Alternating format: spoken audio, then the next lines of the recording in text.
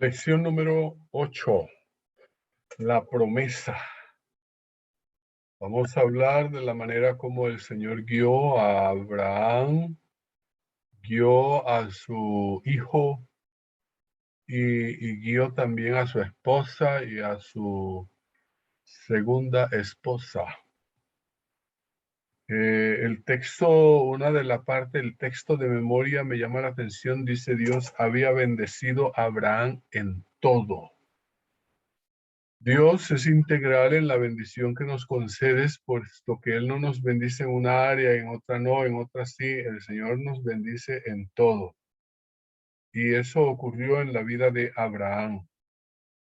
La experiencia que él tuvo en el monte Moria nos da una lección a nosotros. Número 1, confía en Dios y Dios hará lo que confía en Dios y hará lo que Dios te pida y haz lo que Dios te pida. Por lo menos Abraham hizo lo que Dios le pide. Cuando nosotros confiamos en Dios, la demostración de que nuestra confianza está en Dios es porque hacemos lo que Él nos pide.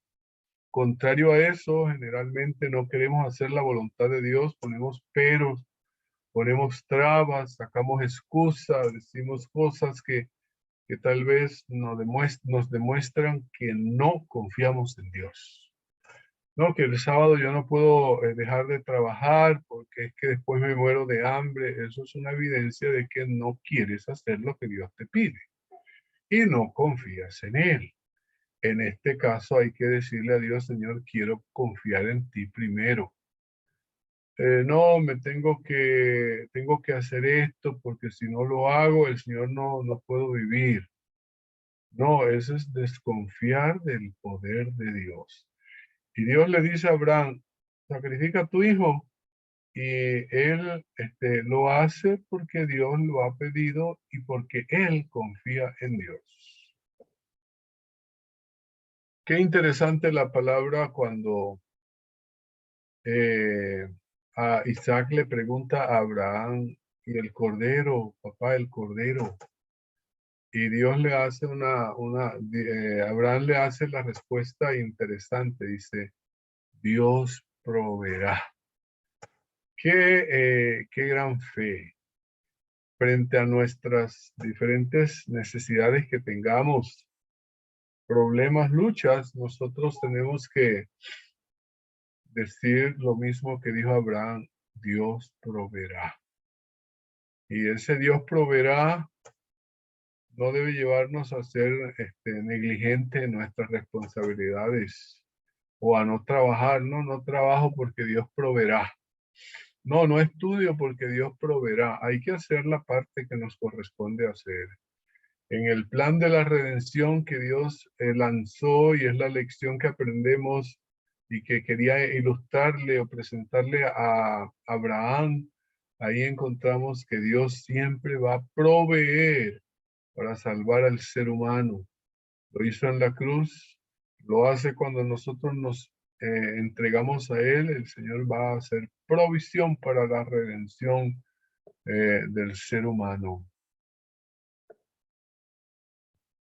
Interesante la muerte de Sara. Muere ella de 127 años, lo que da a entender que cuando nació Isaac, dice la Biblia, estaba cerca de lo había cumplido o estaba cerca de los 90 años y Abraham tenía 100 años. Lo que quiere decir que cuando Sara muere, Isaac, su hijo, tenía 37 años.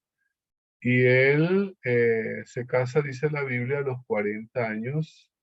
Por lo tanto, es posible que hayan pasado 3 años después de la muerte de Sara y él se consuela al casarse con Rebeca después de la muerte de Sara. Entonces, sacando un poco de cuentas sobre si Isaac tenía cerca de 17 años cuando Dios le pide a Abraham que lo ofrezca.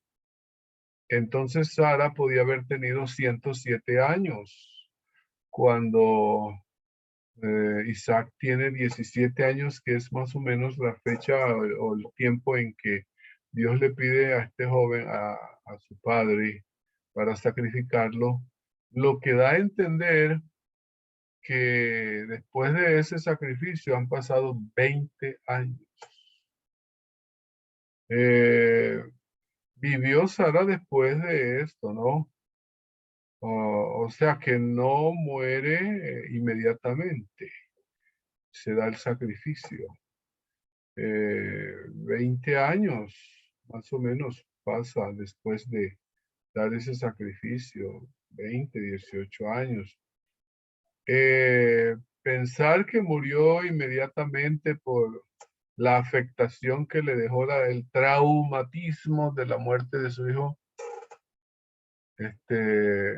en los años que vivió, nos damos cuenta que no fue tanto porque se traumatizó por la muerte de su hijo. Rebeca quería o no quería ir, ¿quieres ir o no quiere ir? Ella tenía que decidir y Dios respeta la decisión del ser humano, pero Dios tiene un plan. Es complicado mirar los planes de Dios y la libertad del hombre. Para Dios no hay nada imposible armonizar estas dos cosas. Para nosotros es difícil armonizarlas. Pero Dios tiene la capacidad y la ilimitada comprensión de que los planes humanos, aunque Él respeta los planes humanos, la libertad humana, el libre albedrío, Dios tiene un plan para cada persona. Lo interesante es poner en armonía estas dos cosas y cumplir con el plan de Dios, ejerciendo mi libre albedrío. Y Rebeca, o en Rebeca ocurre eso, ya decide ir y ese era el plan de Dios. O sea, se armonizaron las dos cosas allí en la vida de Rebeca. Una vez muere Sara, se murió de 127 años y Abraham dura siempre unos años más, casi 40 años más. Eso le dio tiempo para volverse a casar y tener otra esposa que se llamó Sétura, del cual vino Madián. Es interesante que los madianitas eran familiares de los israelitas. Algunos conjeturan de que Agar pudo haber sido Sétura. La Biblia no lo comprueba, pero de Ismael, hijo de Agar, también hay 12 tribus según Génesis 17:20. Y es una interesante la relación con las 12 tribus de Isaac, que surgen de Isaac. Así que Abraham se vuelve a casar. Sus concubinas que menciona la Biblia podría haber sido Agar y Sétura.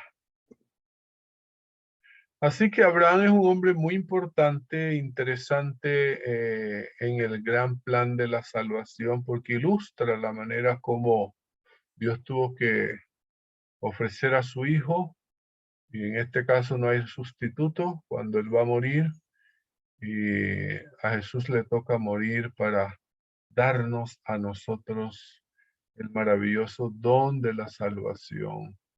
Y en la vida, y Abraham es un hombre que, usado por Dios, ayudó a entender un poco el plan que Dios tenía para salvar a los seres humanos.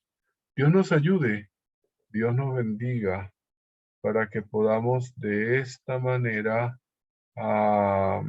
avanzar cada día en la vida cristiana, confiando en que Dios siempre va a proveer.